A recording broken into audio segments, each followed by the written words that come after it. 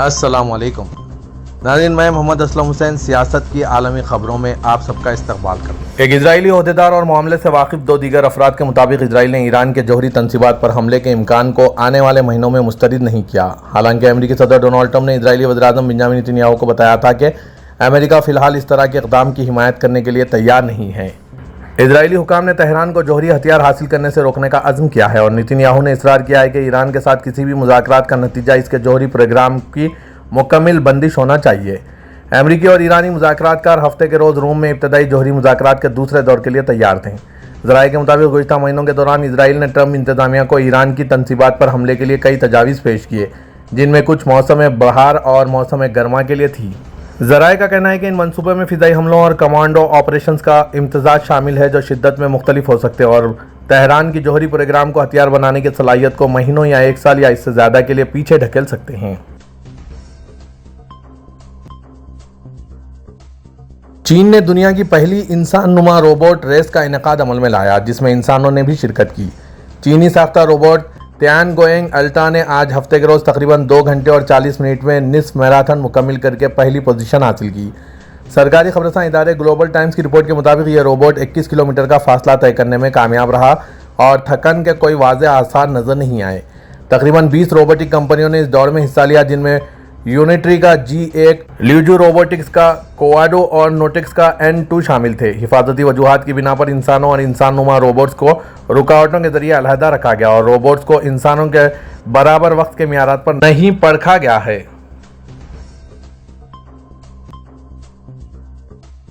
صدر ترکی رجب طیب اردوغان نے حرم شریف میں اسرائیلی اقدامات کی سخت مذمت کرتے ہوئے کہا کہ مسجد اقصی اور اس کے ارد گرد کمپلیکس صرف مسلمانوں کا ہے اور اسے محفوظ رہنا چاہیے۔ اردوغان نے آج استنبول میں تیسرے بین الاقوامی کانفرنس سے خطاب کرتے ہوئے کہا کہ حرم شریف، جس میں مسجد اقصی اور الصقرہ شامل ہیں، ایک ناقابل تقسیم وحدت ہے اور اپنے 144 ایکڑ کے علاقے کے ساتھ صرف مسلمانوں کی ملکیت ہے۔ اردوغان نے کہا، ہم کسی کو بھی اس کی حرمت اور اقدار کو نقصان پہنچانے کی ہرگز اجازت نہیں دیں گے۔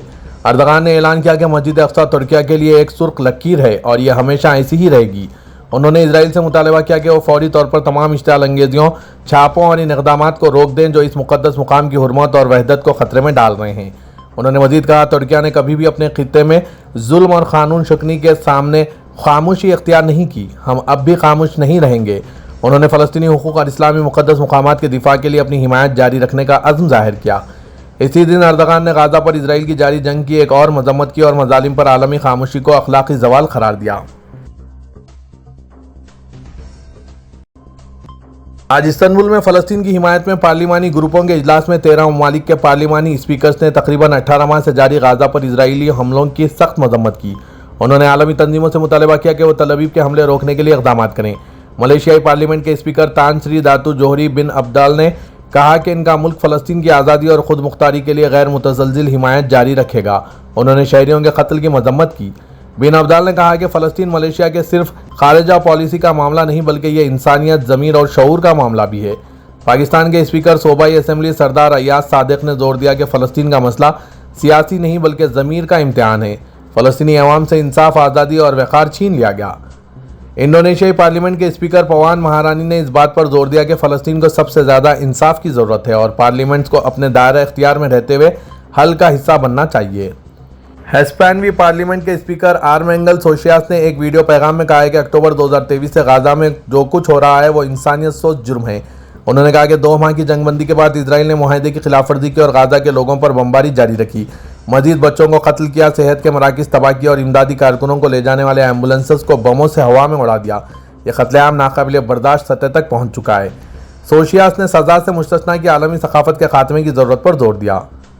آذربائیجان کی پارلیمنٹ کے ڈپٹی اسپیکر علی احمدوف نے کہا ہے کہ آذربائیجان، جس نے 30 سال تک قبضہ اور نسلی صفائی کا سامنا کیا، دنیا میں کہیں بھی امتیازی سلوک، انسانی حقوق کی خلاف ورزیوں، نسلی صفائی، قبضے اور معصوموں کے خلاف تشدد کی سخت مذمت کرتا ہے۔ احمدوف نے کہا کہ غزہ کے لوگوں تک انسانی امداد کی فراہمی میں ناکامی نے صورتحال کو مزید خراب کر دیا ہے۔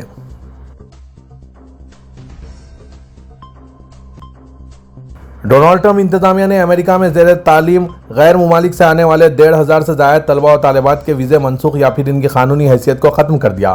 اس حوالے سے عرب میڈیا کی رپورٹ میں بتایا گیا ہے کہ امریکی امیگریشن نے اب تک تقریباً 1500 طلبہ کے ویزے منسوخ کر دیے۔ ویزا منسوخی سے متاثرہ اکثر طلبہ نے فلسطین کے حامی مظاہروں میں شرکت کی۔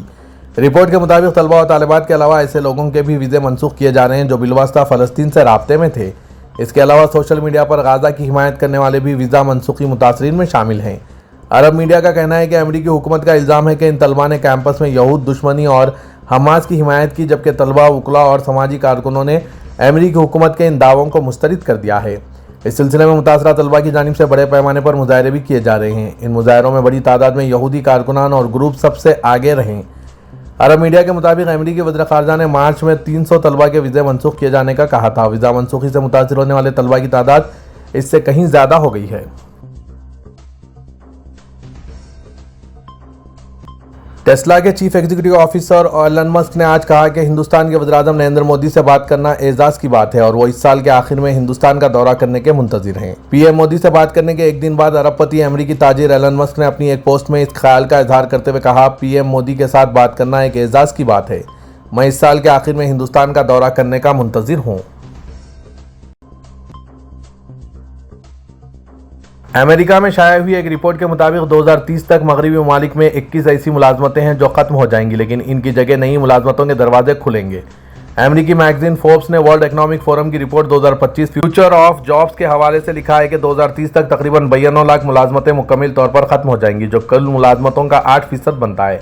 میکنسی گلوبل انسٹی ٹیوٹ کے تھنک ٹینک نے مزید خراب صورتحال کی منظر کشی کرتے ہوئے کہا کہ اگلے 5 سالوں میں امریکہ اور یورپ میں مصنوعی ذہانت اور آٹومیشن سے 12 لاکھ تک نوکریاں متاثر ہوں گی، جس کی وجہ سے لاکھوں پیشہ ور افراد کو اپنے راستے بدلنا پڑیں گے۔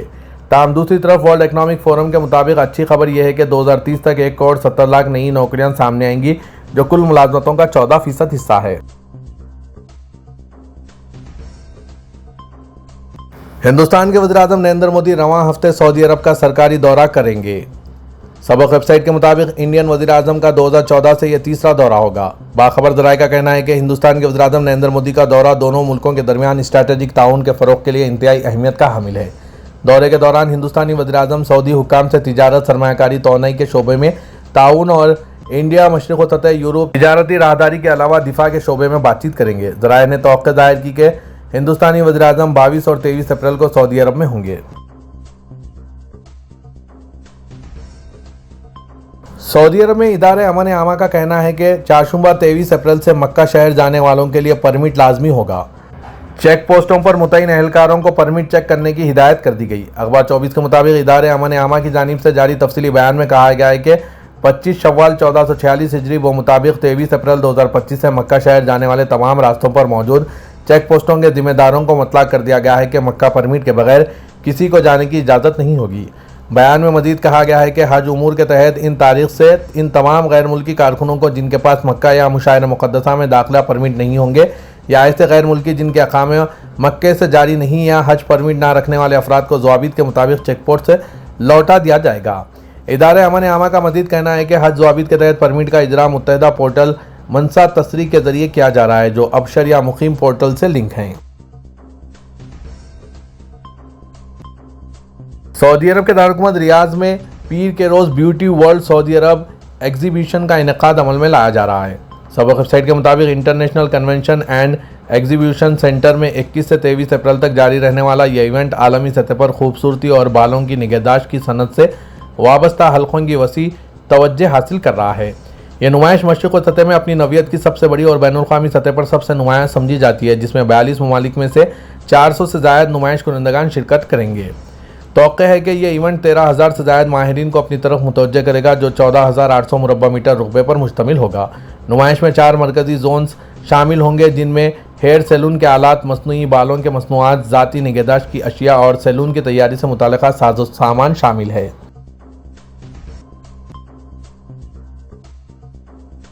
پاکستان کے نائب وزیر اعظم اور وزیر خارجہ اسحاق ڈار نے کابل کے ایک روزہ دورے میں افغانستان کے قائم مقام وزیر اعظم ملا محمد حسن اخون سے ملاقات کی ہے، جس میں دونوں رہنماؤں نے عسکریت پسندی، علاقائی سلامتی، تجارت اور 2 طرفہ تعاون کو فروغ دینے کی کوششوں پر تبادلہ خیال کیا۔ پاکستانی وزیر خارجہ کا دورہ کابل ایک ایسے وقت ہوا جب اسلام آباد ملک میں بڑھتی عسکریت پسندی کا الزام کالعدم تحریک طالبان پر عائد کر رہا ہے، جس کے ٹھکانے اس کے بقول افغانستان میں ہیں۔ ان الزامات کی کابل انتظامیہ تردید کرتی آئی ہے۔ اس اقدار کے کابل کا دورے کے دوران پاکستان نے غیر قانونی تارکین وطن کو ملک بدر کرنے کی مہم تیز کر رکھی ہے، جن میں زیادہ تر افغان شہری ہے۔